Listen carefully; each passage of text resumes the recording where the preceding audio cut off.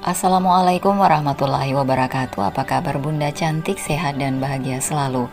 Sebelumnya mari kita berselawat dan berdoa sesuai dengan keyakinan kita masing-masing. Jangan lupa like, subscribe, dan komen. Yuk mari kita mulai petualangan kita hari ini. Selamat mendengarkan. Malam itu Laura baru saja pulang karena di rumah sakit tempat dirinya bekerja cukup ramai. Jadi ia pulang sedikit telat karena pasiennya cukup banyak untuk hari ini. Bagi Laura, jika rumahnya ramai itu hal biasa karena kerap kali teman-teman orang tuanya itu datang untuk mengobrol bersama. Biasanya Laura hanya akan menyapa, lalu selanjutnya ia akan berada di kamar untuk mengurung dirinya. Namun hari ini rupanya ia adalah sang bintang utama karena pada saat ia masuk ke rumah, ia dengar kata lega dari wanita paruh baya yang duduk di salah satu sofa panjang bersama suaminya.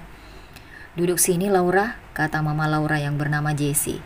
Laura menurut dan menyapa mereka yang ada di sana dengan senyum.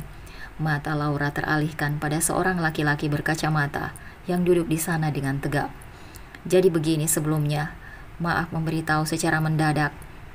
Mama dan Papa sudah sepakat untuk menikahkan kamu dengan anak Cecil," kata Jessie sedikit dengan senyumnya yang menawan, agar tidak terlalu tegang di sini. "Aku masih mau kerja, Mah," kata Laura, begitu mama selesai bicara. "Alan pasti izinkan kamu bekerja sayang," kata Papa Raymond, selaku papa dari Laura yang menyahuti. "Alan itu attitude-nya baik, anaknya juga baik, pinter dan wawasannya luas. Kamu gak akan nyesel," timpal mama. "Laura juga anak baik, makanya kami sepakat untuk menjodohkan kalian. Umur kalian sudah pas untuk menikah, jangan ditunda-tunda nanti. Malah susah carinya sudah dikejar umur," kata Mama Cecil menyahuti. Laura menatap ke arah Alan dengan ragu. Wajahnya tak bisa terdeteksi apapun. Alan hanya terdiam begitu saja dan tak protes tentang apapun. Laura juga ikut terdiam. Ia pun akan menunggu jawaban dari Alan. "Alan mau kan sayang?" tanya Mama Cecil pada Alan. Alan mengangguk. "Tuh, Alan mau," kata Jessie kepada Laura. Laura menatap ke arah Alan. Kali ini Alan menatapnya seolah mengatakan untuk Laura mengiyakan pernikahan ini. "Laura butuh waktu, Mah. Permisi." Laura memilih untuk masuk ke dalam kamar.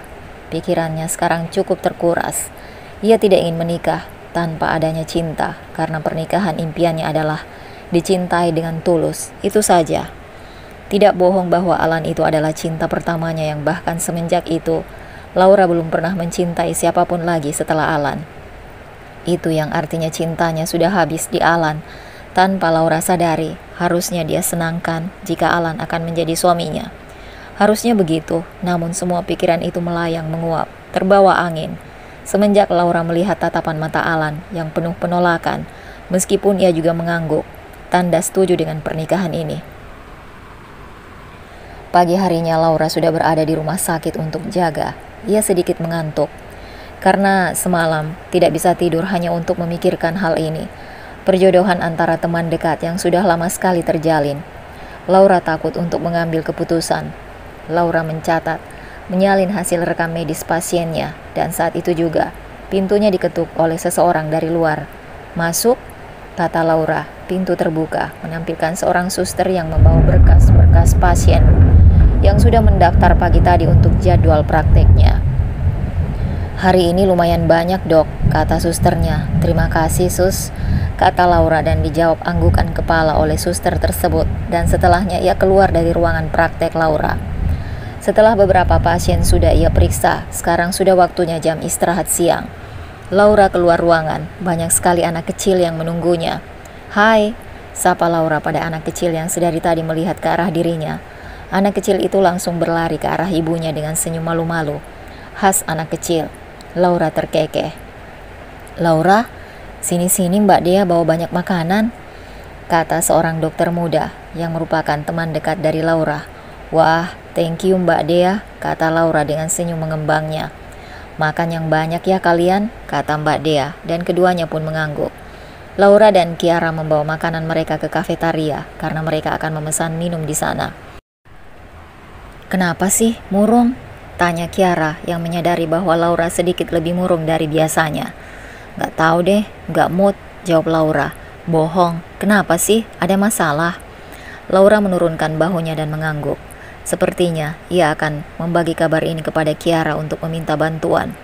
Gue dijodohin? Serius loh? Dikira zaman pahit apa ya? Kata Kiara menahan tawanya. Iya kan, gue mau nolak tapi lo harus tahu siapa calonnya. Siapa, Neng? Alan, lo tahu kan? Parah, kalau kata gue jodoh nggak sih? Kayak perumpamaan kalau jodoh nggak kemana nah. Itu Alan, udah ke Prancis, baliknya ke lo kan? Tanya Kiara. Jadi gue harus gimana? Tanya Laura. Lo belum ngambil keputusan? Tanya Kiara. Dahi Laura disentil oleh Kiara. Keburu diambil orang bodoh. Kesempatan gak datang 2 kali, terima aja. Tapi Alannya gimana? Nolak gak waktu dijodohin? Laura memegang dahinya yang disentil oleh Kiara. Sakit, buset lo mah. Alan ngangguk aja sih, tapi gue takut, kata Laura. Ia teringat malam itu. Alan hanya mengangguk. Aduh, emang harus disentil 1 kali lagi deh. Hati lo gimana sama Alan? Masih suka? Tanya Kiara, dan Laura mengangguk. Semoga pilihan lo yang terbaik, Dera. Gue nggak bisa maksa juga, tapi semoga lo sadar kalau jodoh emang nggak kemana, kata Kiara. Haruskah Laura menerimanya? Balik deh, ayo praktek, udah nunggu ini anak-anak gue, kata Kiara. Laura pun berlalu bersama dengan Kiara untuk kembali ke ruang praktek mereka. Hari ini Laura tidak pulang ke rumah karena Mama memberitahu dirinya untuk datang ke salah satu restoran untuk makan malam keluarga. Laura menurut, ia datang ke sana dengan tampilan casual kemeja dan celana panjang warna krimnya, karena ia pulang kerja langsung ke sini. Laura sudah sampai di sana, sudah ada mama dan papanya, dan juga makanan yang begitu banyak tertata di meja. Laura sudah curiga mengapa orang tuanya memesan tempat VIP, padahal biasanya mereka jika makan di restoran tidak sebegitunya. Pertemuan malam ini ternyata kembali membahas pernikahan mereka. Pernikahan yang bahkan tidak ada waktu untuk pendekatan. Laura, kamu siap kan? Tanya papa pada Laura. Laura yang sedang minum hampir tersedak. Karena pertanyaan tiba-tiba itu, Alan memberikan 1 lembar tisu untuk Laura yang diterima oleh Laura dan segera mengelap bibirnya. Terserah papa aja, Laura nggak bisa nolak kan? Tanya Laura. Raymond tersenyum mendengar penuturan anaknya yang terdengar naif di telinganya. Baiklah. Kalau begitu kami akan persiapkan untuk pernikahan kalian, jangan khawatir, kata Raymond akhirnya. Laura melanjutkan makannya meskipun tanpa selera, karena pun ia punya pernikahan impian sendiri bagaimana. Namun rupanya Tuhan memiliki rencana baru yang membuat Laura harus mengikuti alurnya seperti ini. Makan malam berakhir dan kedua keluarga itu dengan senyum cerah keluar dari restoran dan menuju rumahnya masing-masing.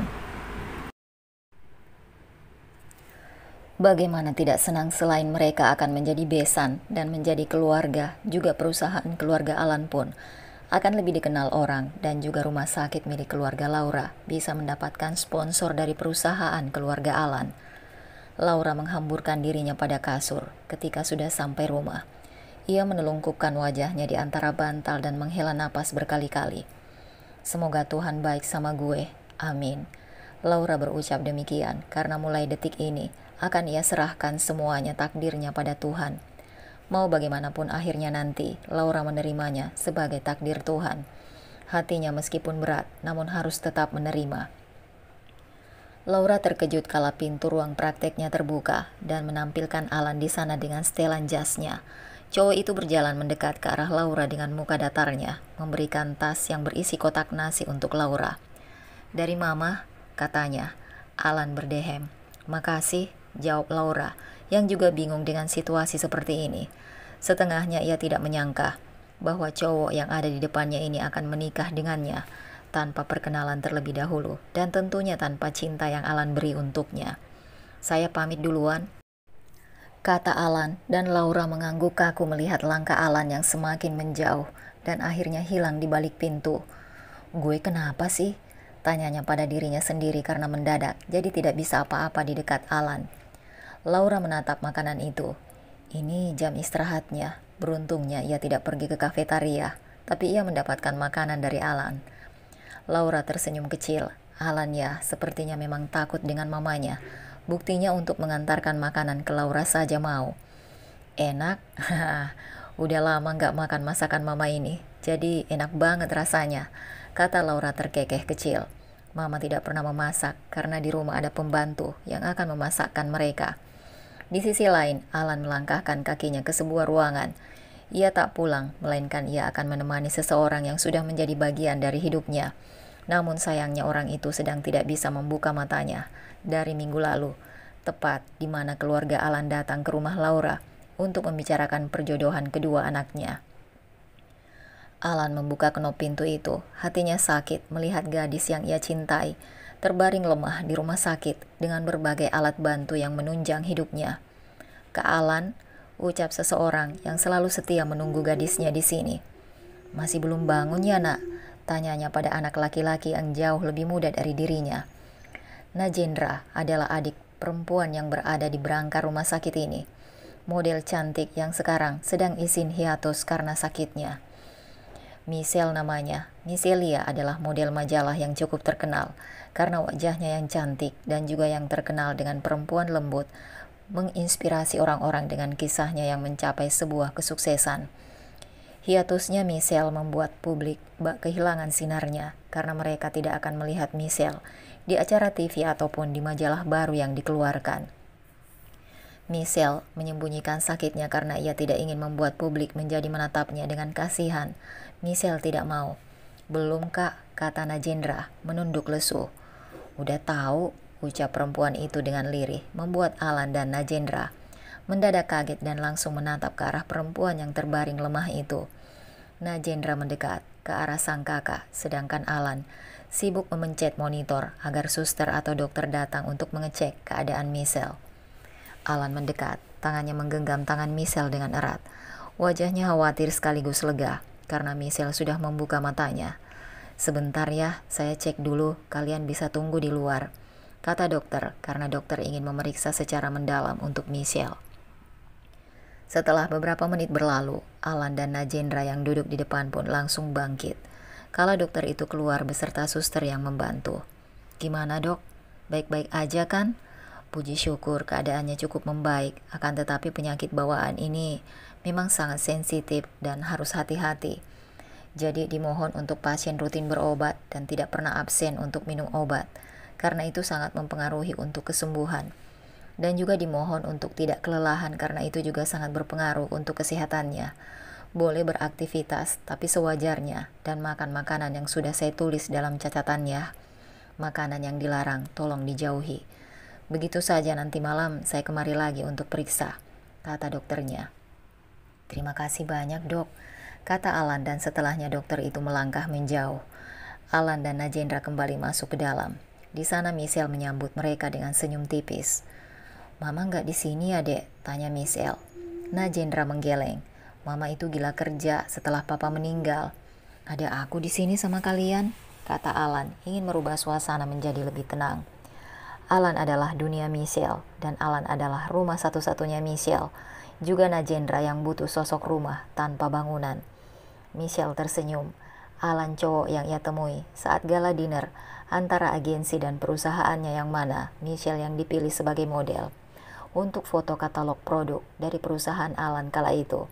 Siapa sangka mereka menaruh hati satu sama lain. Jadilah sekarang hubungan mereka berjalan selama 1 tahun lebih. Sejujurnya, Alan tidak tega memberitahu jika dia akan dijodohkan dengan perempuan lain. Maka dari itu Alan berniat untuk menyimpannya rapat-rapat, hingga entah sampai kapan. "Makan buah mau? Ada melon nih sama apel, pilih mana?" tanya Alan. "Apa aja," kata Michelle. Alan menyuapkan 1 potong apel ke Michelle. Najendra tersenyum melihatnya, namun ia memilih untuk duduk di sofa panjang. "Jangan berisik ya, Dek," kata Michelle, karena biasanya jika Najendra sudah mulai main, ia akan berisik karena kesal dengan teman mainnya atau lawan mainnya yang membuat dirinya kesal. "Oke," jawab Najendra. "Kamu mimpi apa? Lama banget gak bangun?" tanya Alan. "Aku mimpi apa ya? Aku gak ingat, tapi aku ingat kenapa aku bangun. Karena aku mimpi kamu ninggalin aku," kata Michelle. "Aku gak pernah ninggalin kamu." "Serius? Serius dong, aku gak punya alasan untuk ninggalin kamu, Shell," jawab Alan, yang mana membuat senyum Michelle mengembang.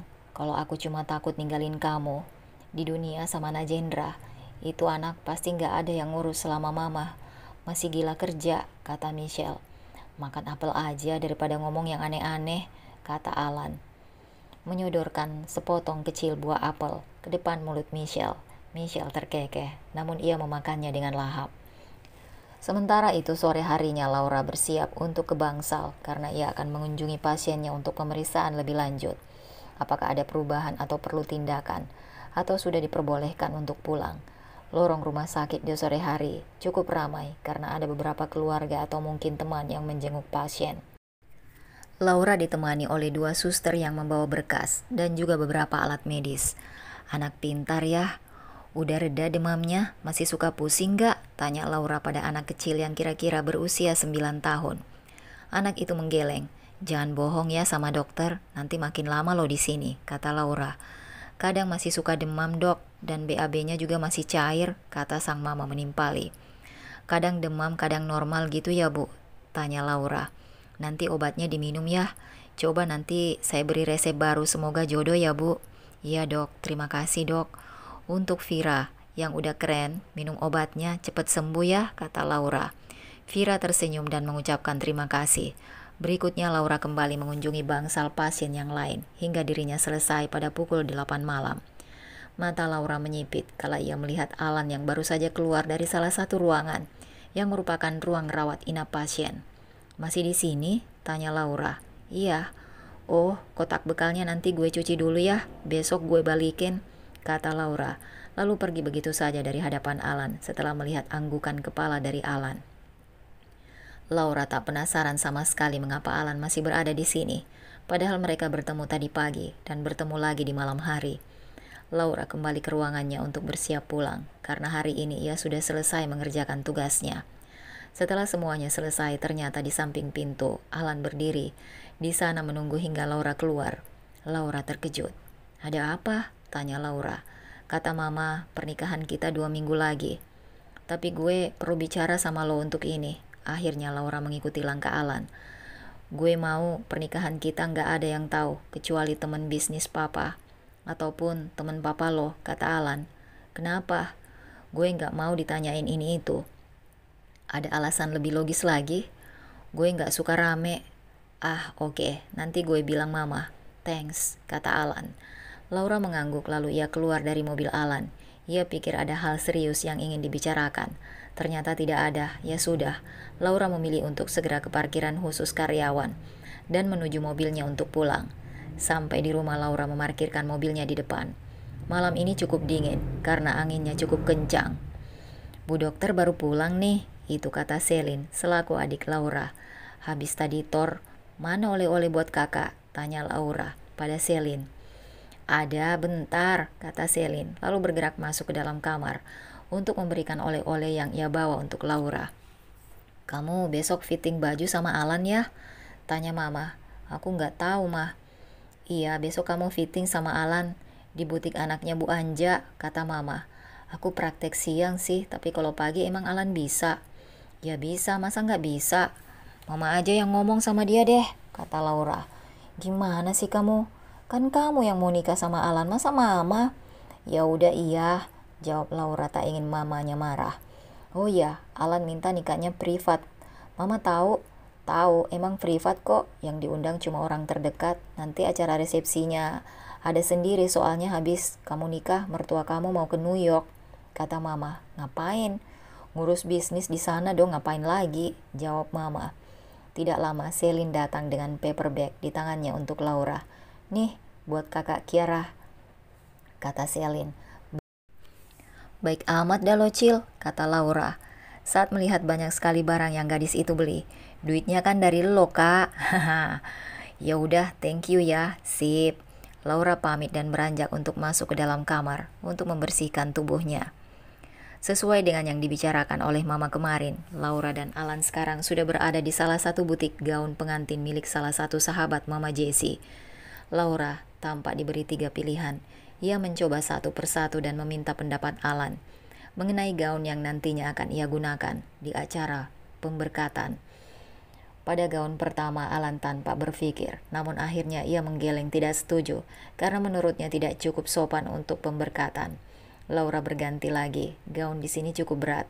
Ia yang baru pulang kerja seharian pun cukup lelah karena Alan kurang setuju terus. Gimana? Alan menggeleng lagi. Laura berganti pada baju ketiga.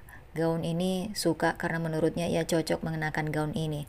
Ia terlihat slim dan juga elegan dalam bersamaan. Aku pilih ini aja mbak, kata Laura. Nggak ditanya kemasnya dulu kak, tanya karyawan di sana. Laura menggeleng. Ia cukup lelah untuk hari ini dan ingin segera pulang. Baik, kata karyawan tersebut.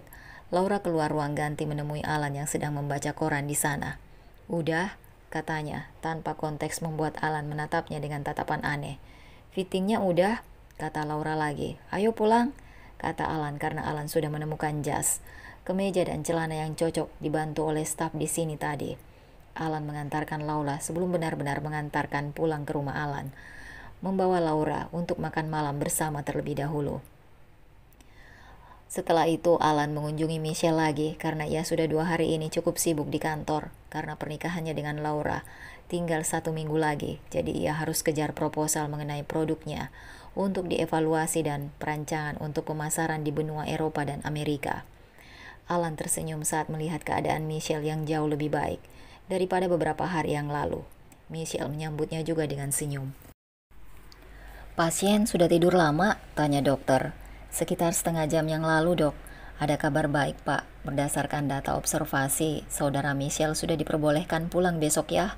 Karena kondisinya sudah jauh membaik, kata dokter. Dokter pun berlalu. Malam hari telah tiba. Najendra pun sudah berada di sini membantu Alan membereskan barang-barang yang mereka bawa dari rumah. Kamu pulang ke rumahku ya Shell? Kamu gila. Aku ada rumah untuk kamu, sebenarnya untuk kita. Tapi berhubung kita belum nikah, jadi kamu tempati aja dulu Shell, biar aku bisa pantau kamu lewat Ibu Jum. Aku punya rumah Al, tapi nggak ada orang. Aku cuma nggak mau kamu kenapa-napa dan nggak ada orang tahu. Najendra juga sekolah, mama kamu juga kerja. Ada Yura manajer aku. Aku nggak izinin kamu kerja sampai sembuh total. Enggak. Najendra mau tinggal di rumah kakak. Mau? Tuh, Najen mau. Kamu juga harusnya mau.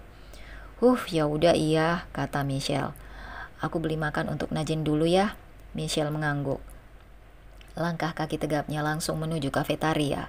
1 bungkus nasi campur sudah di tangan dan langkah kakinya pun membawa Alan untuk menjauh dari kafetaria. Namun di lorong rumah sakit ini, Alan menghentikan langkahnya.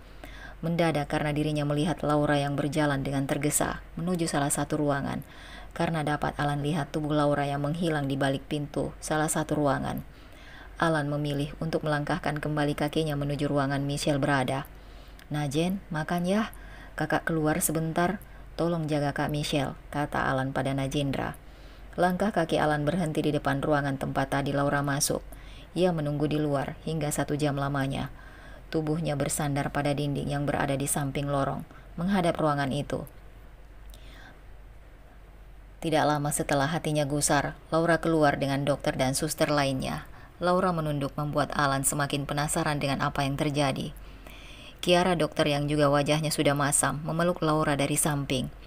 Bukan salah kita, Ra.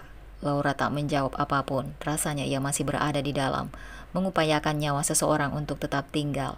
Namun nyatanya ia gagal. Ia keluar meninggalkan keluarga yang menangis karena anggota keluarganya telah hilang.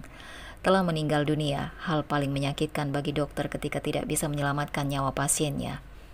Kiara menyadari bahwa di sana ada Alan. Gue duluan ya. What happened? Tanya Alan begitu. Hanya ada mereka di lorong rumah sakit ini. Aku baru saja kehilangan salah satu pasienku, kata Laura. Salah aku yang telat datang karena ngobrol dengan pasienku yang lain. Salahku, Lan. Aku buat adik menunggu dengan kesakitan, kata Laura. Ia menangis lagi. Laura itu dokter, tidak 1-2 kali menghadapi kematian orang lain. Namun rasanya tetap saja sesaknya bukan main. Saat itu terjadi lagi. Alan melepas jasnya. Ia gunakan untuk menutupi bagian atas Laura yang sedang menangis.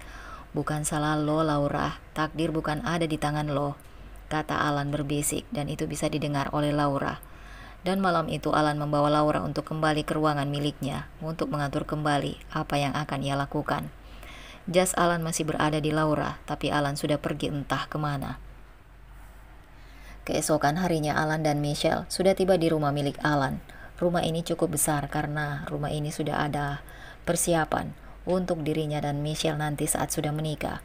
Namun sayangnya ia akan menikahi Laura, akan tetapi sudah pada niat awalnya, rumahnya ini akan tetap ditinggali oleh Michelle, bukan Laura. Alan menggeret koper milik Michelle, juga Michelle yang mengikuti Alan di belakangnya. Jangan tanya perihal Najendra, karena Najendra sedang bersekolah dan nanti akan menyusul sepulang sekolah. Bu Jum, ini namanya Michelle ya, tolong dibantu nanti selama di sini, kata Alan pada Bu Jum yang tampak masih membersihkan rumah. Bu Jum mendekat ke arah Michelle. Kalau ada apa-apa panggil Ibu Jum ya non, katanya, dan diangguki oleh Michelle. Terima kasih Bu, jawab Michelle. Alan membantu Michelle untuk ke kamar. Sesampainya di kamar mereka duduk berdampingan di samping kasur. Terima kasih banyak Lan. Aku nggak tahu lagi gimana hidupku tanpa kamu, kata Michelle dengan mata yang menatap lurus ke depan. I love you, kata Alan sebagai jawaban. Ia harap jawabannya ini mampu membuat Michelle merasa cukup dicintai. Ponsel Alan berdering, tanda ada panggilan masuk di sana. Jasmine adalah asisten pribadinya. Halo, ada apa? Oke, tunggu sebentar, jawabnya lagi lalu mematikan telepon. Sayang, aku ada meeting bentar ya, nanti aku kesini lagi. Kamu jangan lupa makan dan minum obat, oke? Kata Alan. Hati-hati di jalan, kata Michelle. Alan berlalu pergi dari sana untuk segera ke kantor. Karena akan ada meeting dari perusahaan yang akan membantunya memasarkan produk buatannya di pasar Eropa dan Amerika. Sementara itu Laura dan Kiara sudah selesai dengan shiftnya. Mereka pun memilih untuk pergi makan bersama sebelum pulang. Ramen adalah makanan kesukaan keduanya. Maka dari itu Laura dan Kiara memutuskan untuk makan ramen terlebih dahulu. Lo sadar nggak sih kemarin pas nangis ditunggu sama Alan? Kata Kiara membuka obrolan mereka. Sadar? Tapi ngapain dia di rumah sakit ya? Temennya sakit kali, jawab Laura. Dia juga tidak memikirkan hal itu berlebih. Gue lihat dia pakai tag keluarga pasien. Keluarganya ada yang sakit. Parah kalau ia keluarga calon suami nggak tahu, kata Kiara sembari memasukkan satu suap pada mulutnya. Nanti coba gue tanya deh, kata Laura akhirnya merasa apa yang dikatakan oleh Kiara itu benar adanya. Tanya Alan? Tanya Kiara pada Laura. Tanya Mama, jawabnya, yang membuat Kiara langsung mendengus begitu mendengarnya. Selesai makan, Laura mengantar Kiara untuk membeli parfum. Setelah mendapatkan apa yang dimau mereka keluar toko dan sekarang Kiara yang akan mengantarkan Laura untuk membeli baju. Laura membawa baju dalam tas yang akan ia kasih ke kasir untuk membayar. Tapi karena ia asik mengobrol dengan Kiara dan juga matanya yang masih mencari-cari baju lain, ia tidak sadar jika di depannya ada seseorang yang juga sedang memilih baju. Bruk, dan terjadilah Laura yang menabraknya. Maaf, gak sengaja, maaf ya, katanya meminta maaf pada sang puan karena bajunya jadi jatuh. Gak apa-apa, saya aja yang di tengah jalan, maaf ya. Ia merapikan kembali bajunya dengan senyum ramah, menyapa Laura, membuat Laura tidak enak hati. Maaf ya, sekali lagi udah gak hati-hati, kata Laura, dan diangguki oleh perempuan itu. Iya, gak apa-apa, santai aja. Laura mengangguk tak enak hati, lalu setelahnya ia ke kasir untuk membayar baju-bajunya. Setelah semuanya selesai, Laura dan Kiara memilih untuk langsung pulang. Di parkiran tak sengaja ia melihat Alan yang tampak baru saja tiba dan keluar dari mobilnya masih dengan pakaian kantornya. Laura menggeleng, tak ada niat pun ia menyapa dan memilih untuk langsung pulang bersama dengan Kiara. Di sisi lain Alan memang berada di mall ini. Ia melangkahkan kakinya menuju tempat makan yang sudah diberitahu oleh orang yang akan ia temui hari ini. Kamu makan ini aja, kata Alan begitu. Ia sudah sampai dan duduk di depan gadisnya. Alan sudah menyiapkan makanan untuk Michelle. Lebih tepatnya disiapkan Ibu Jum, makanan sehat untuk Michelle. Haha, oke, makasih ya, kata Michelle tertawa. Kamu baru aja pulang dari rumah sakit, udah ke mall aja. Aku cari-cari pas pulang tahu. Aku udah jauh lebih baik kok. Lagian aku suntuk di dalam ruangan terus. Alan kalah, jadi ia mengangguk saja dan setelah itu mereka menikmati makan malam bersama. Makan malam Alan adalah daging panggang dan makanan Michelle adalah sayur brokoli rebus, kentang rebus, telur rebus, dan ayam panggang untuk malam ini. Acara pernikahan sudah berlangsung tadi pagi. Acara ini hanya dihadiri oleh keluarga dekat dan beberapa kolega dekat, keluarga orang tua mereka. Karena memang Alan meminta untuk pernikahan ini menjadi rahasia, dengan alasan kedua orang tuanya. Mereka akan melangsungkan resepsi nanti jika sudah ada waktu yang pas. Jadi sebagai orang tua mereka hanya menuruti saja. Alan dan Laura sudah pindah ke rumah mereka. Tentu saja rumah yang mereka tempati ini tidak sama dengan rumah yang sekarang dihuni oleh Michelle. Alan tidak segila itu untuk menyatukan mereka. Barang-barang Laura sudah dipindahkan ke kamar. Kamarnya tepat berada di samping Alan di lantai 2. Mereka tidak satu kamar. Ya, sesuai dengan kemauan Alan. Dan lagi Laura hanya bisa mengiyakan agar tidak ada selisih paham. Setelah semuanya beres, Laura pergi ke dapur untuk makan malam karena hari sudah larut. Tapi ia belum makan apapun. Laura tidak ada bahan makanan yang bisa ia langsung makan. Maka dari itu ia membuka laci lemari. Ternyata di sana ada beberapa mie instan yang entah kapan akan beli Laura tidak tahu. Ia membuka laci bawah lagi untuk mengambil panci yang akan ia gunakan untuk merebus mie-nya. Setelah beberapa saat ia memasak, akhirnya mie itu telah matang. Tidak lama setelah ia makan, mie di mangkuk tinggal setengah. Alan turun ke bawah dan menghampiri mereka. "Itu mie dari tahun lalu," kata Alan begitu entengnya. "Kadaluarsa?" tanya Laura heboh. "Gue nggak bilang kadaluarsa, tapi gue cuma bilang mie dari tahun lalu," kata Alan. Cowok itu berjalan mengambil air putih dingin di dispenser dan menenggaknya hingga tandas. Laura menatap mie yang berada di mangkok dengan sedih. Jika ia ini kadaluarsa, maka ia akan membuangnya. Namun jika tidak, ia akan tetap membuangnya karena dalam pikirannya sudah tercemar bahwa mie ini sudah berada di rumah ini selama 1 tahun. "Bercanda, elah, itu beli kemarin pas gue kelaparan beresin rumah ini sebelum ditempati,"